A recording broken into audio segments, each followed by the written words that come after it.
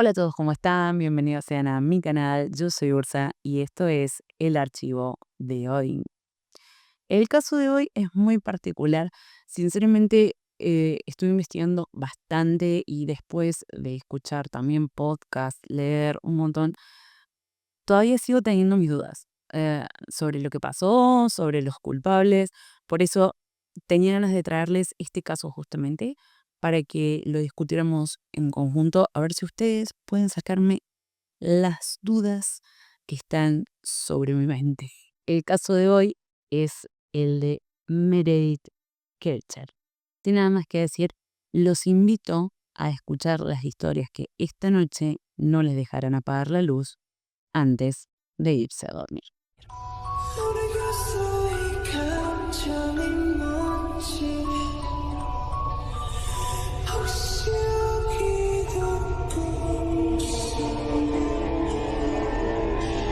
Vamos a empezar hablando de una de nuestras protagonistas. Ella es Meredith Kercher. Nació en Londres, en Southwark, en el año 1985.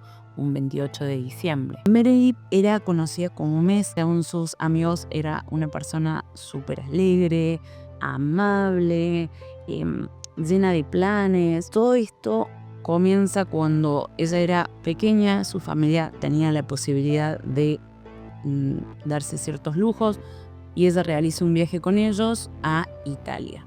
En ese momento ella queda enamorada del país y se promete que en el futuro iba a volver. Al otro lado del mundo, algo similar ocurría. Una chica de la misma edad, nada más que proveniente de Estados Unidos, atravesaba una situación muy similar. Esta chica es Amanda Knox. Si bien sus padres esta vez tenían una posición económica un poquito más influyente, tampoco es que se podía dar ciertos lujos como ir a vivir a Roma. La cuestión es que en un viaje familiar también termina enamorada de Italia, sobre todo luego de leer Bajo el sol de la Toscana, y se promete volver al país en cuanto pudiera. Es así que ambas adolescentes comienzan a ahorrar para este viaje que pensaban que sería el inicio de una nueva vida, más tuvo un desenlace bastante trágico. Si bien ambas intentan quedarse en Roma, cuando ven los precios de los alquileres, claramente dicen, bueno, me parece que no es por acá, y se terminan mudando a un lugar mucho más pequeño llamado Perugia. En Perugia encuentran una casita que era de sueños. Era una edificación antigua que a los alrededores tenía un bosque. Era realmente, cuando ambas chicas lo encontraron, cada uno por su parte, un espacio en el que se veían proyectando a futuro al menos estos años de estudio en los que iban a estar aquí. Durante su estadía en Perugia, Meredith vivía en un piso compartido ubicado en Vía de la Perola, número 7. Era una vivienda que compartía con 3 jóvenes: Amanda Knox, que era una estudiante estadounidense de intercambio, Filomena Romanelli y Laura Mesetti. Cuando llegan a este lugar, claramente necesitan dinero para poder movilizarse, vivir. Meredith consigue un trabajo, pero particularmente el trabajo que quiero que hagamos foco es en el de Amanda. Ella, por su porte, por su imagen, termina dando con un empleo de moza camarera en el bar de un inmigrante llamado Patrick Lumumba. Todo, no vamos a decir que va viento en popa con estas chicas, porque cada una tenía personalidades totalmente opuestas. Mientras Meredith era súper responsable, ordenada, Amanda era un tornado, desordenada, le gustaba vivir su adolescencia o bueno, su adultez, porque parecía más que nada como que en su vida estuvo demasiado tiempo encerrada y que este viaje fue como le abrieron la jaula y libertad.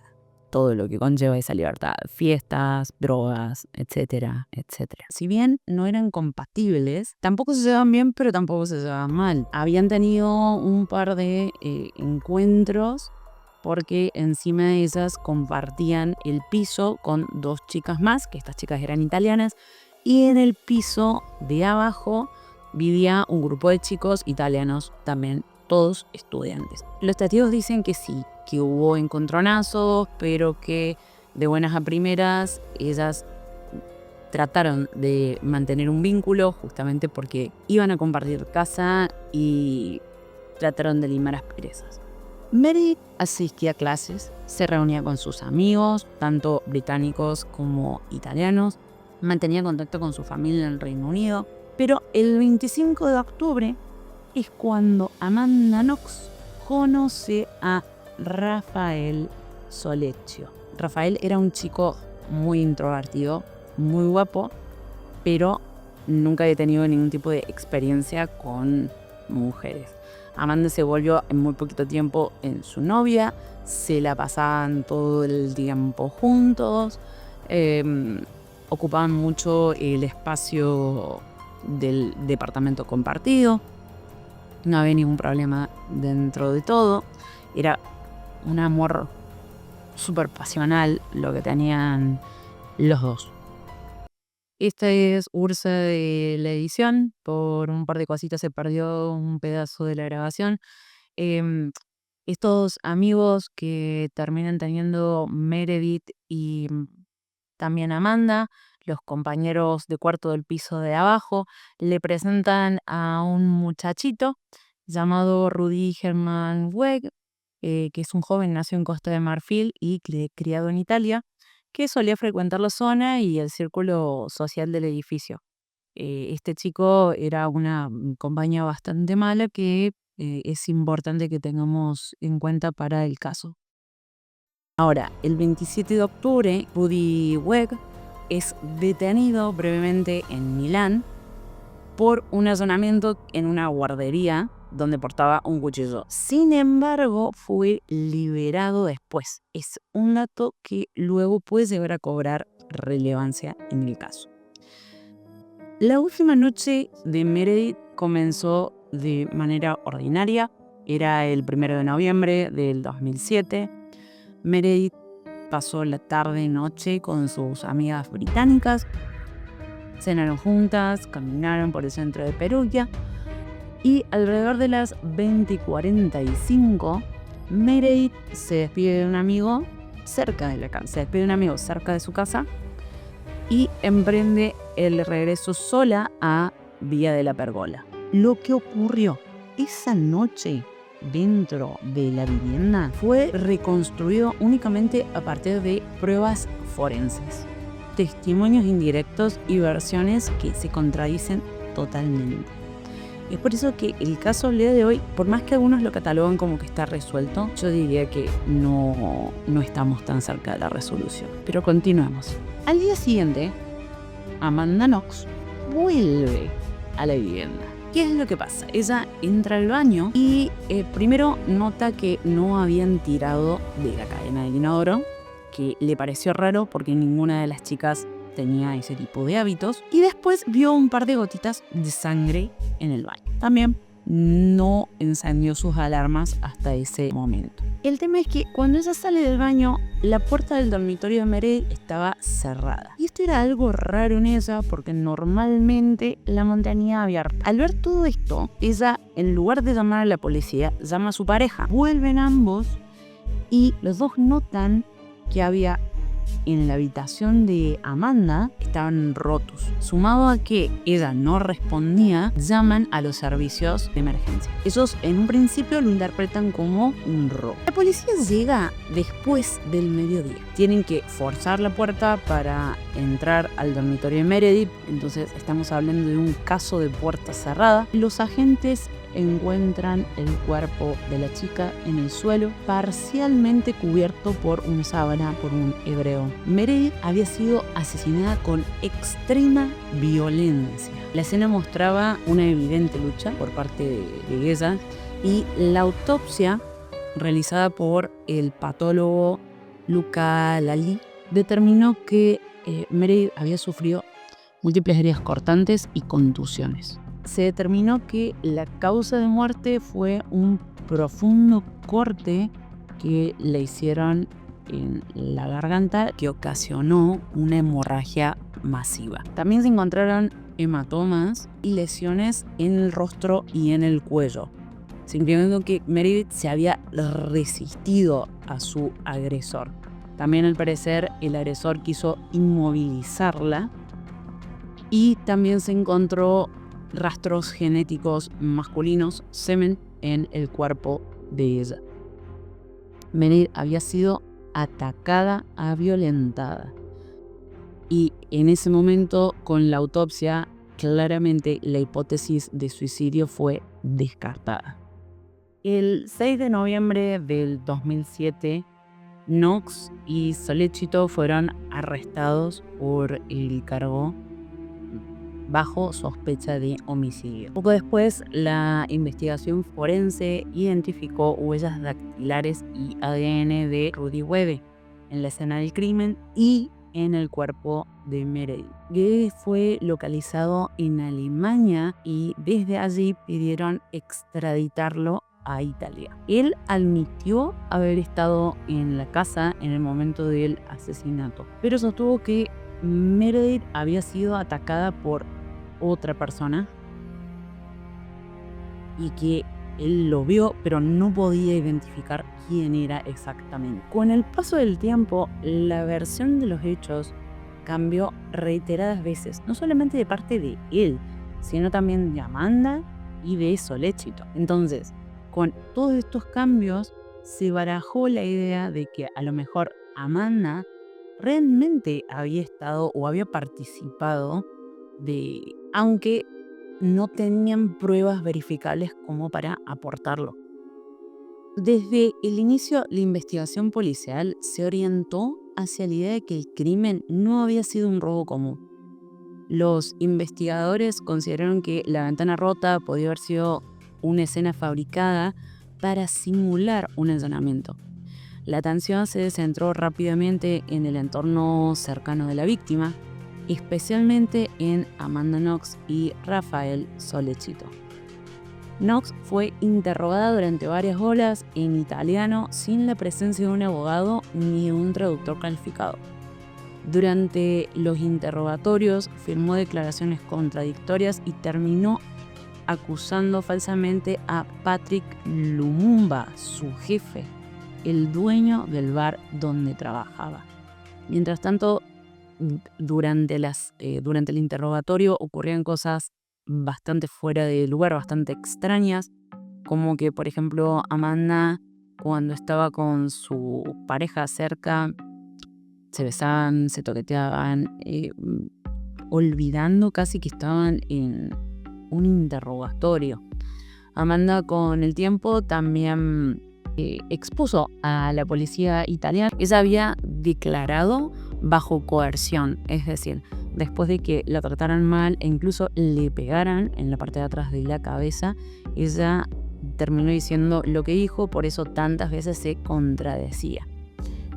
La falsa acusación se convertía en el único delito en el cual se podía culpar a Amanda y que a futuro sería condenada de forma definitiva. Hubo muchos fallos en el uso de las pruebas. Uno de los problemas estructurales más graves en el caso de Meredith fue que la investigación inicial se concluyó al revés de lo recomendado en criminalística. En lugar de permitir que la evidencia condujera a los sospechosos, los investigadores fijaron una hipótesis temprana y después intentaron hacer que las pruebas encajaran con ella. La hipótesis tenía que Meredith había sido asesinada durante un encuentro sexual grupal que se degeneró en violencia y que Amanda Knox y Rafael Sollecito estaban involucrados.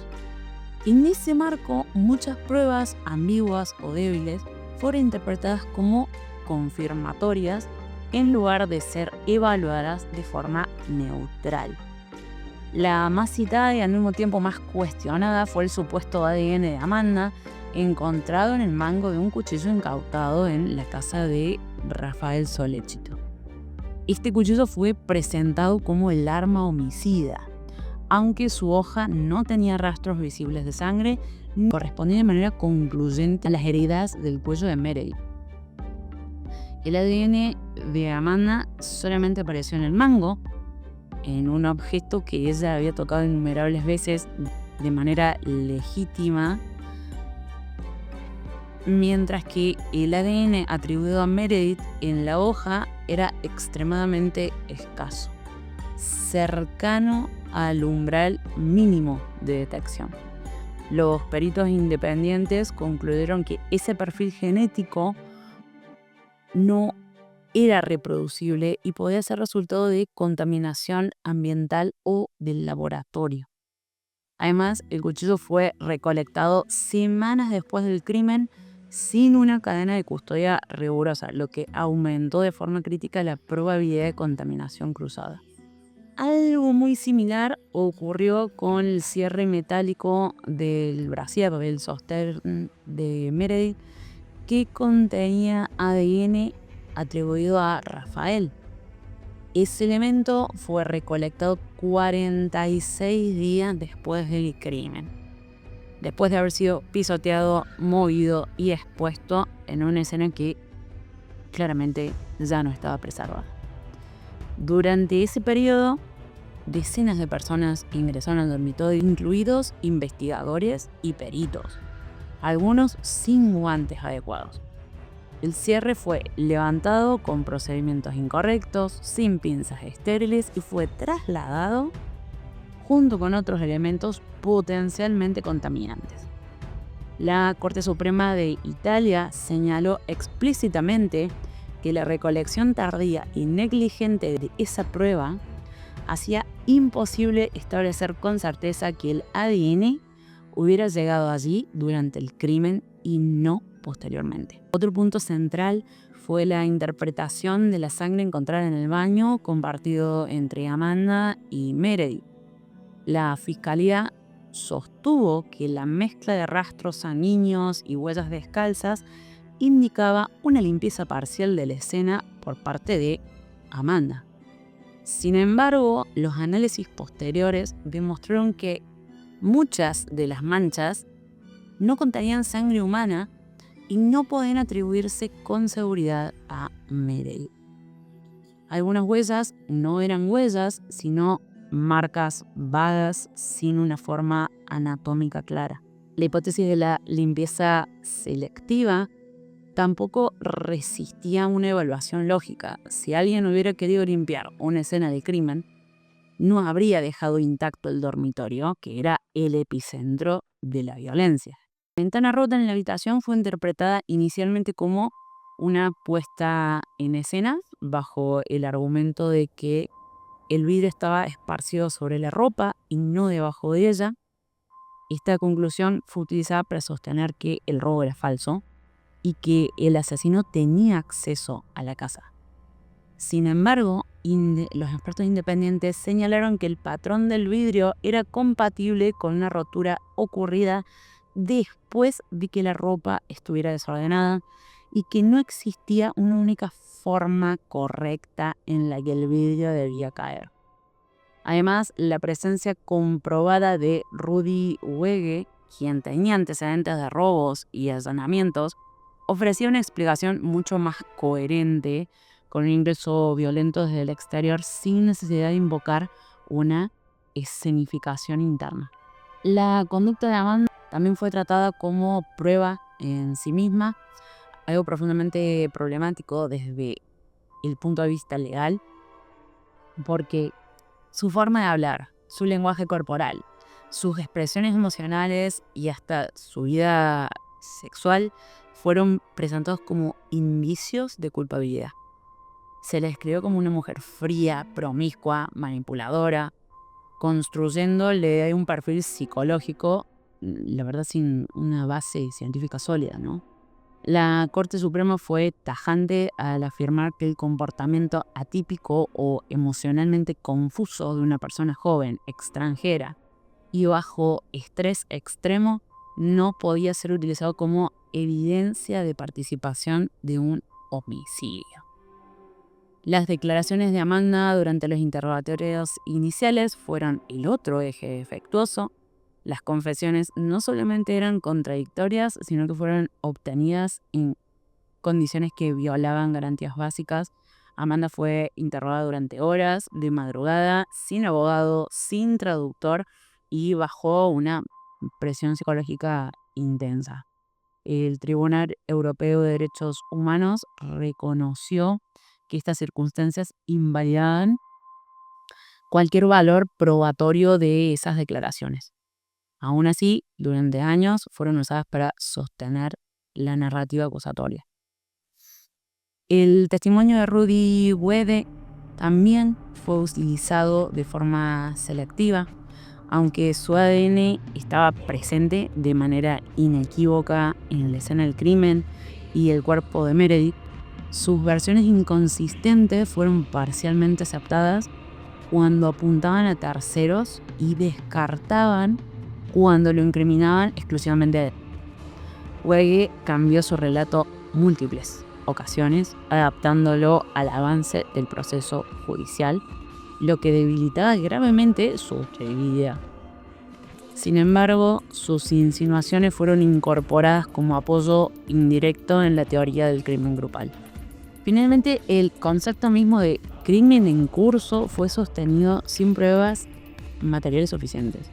No se hallaron huellas, ADN ni rastros concluyentes que demostraran la presencia simultánea de Knox y Sollecito en el dormitorio de Meredith durante el ataque. La idea de múltiples agresores surgió de una interpretación narrativa de un análisis forense riguroso. La Corte Suprema finalmente concluyó que esa hipótesis no superaba el estándar de prueba requerido para este tipo de proceso penal. En 2014, un nuevo juicio revirtió la absolución y volvió a condenarlos pese a que no se presentaron pruebas nuevas y concluyentes. Esta decisión fue finalmente anulada en marzo del 2005 por la Corte Suprema de Casación de Italia, que absolvió de forma definitiva a Sollecito y Knox. El fallo sostuvo que existía una duda razonable e insalvable, señaló errores graves en la investigación inicial, contradicciones en las reconstrucciones de los hechos y una valoración defectuosa de las pruebas. La Corte ordenó que no se realizara ningún nuevo juicio. Años más tarde, el Tribunal Europeo de Derechos Humanos determinó que Italia había violado los derechos de Amanda Knox durante los interrogatorios iniciales al no garantizarle asistencia legal ni una traducción adecuada, reconociendo su situación de vulnerabilidad como joven extranjera. En paralelo, la justicia italiana confirmó la condena de Knox por difamación contra Patrick Lumumba, ya que recordemos que Amanda lo había culpado en una de sus tantas declaraciones, cerrando así el último capítulo judicial abierto del caso. Rudy, ante todo lo pasando, optó por un juicio abreviado, que significa que se reduce la pena a cambio de renunciar al juicio completo. En octubre del 2008 fue culpado de agresión sexual y asesinato. Inicialmente fue condenado a 30 años en prisión. La pena después se redujo a 16 años tras una apelación. El tribunal sostuvo que el crimen había sido cometido en concurso, es decir, que no era Rudy el que estaba en ese lugar, sino que habían participado más personas en este crimen.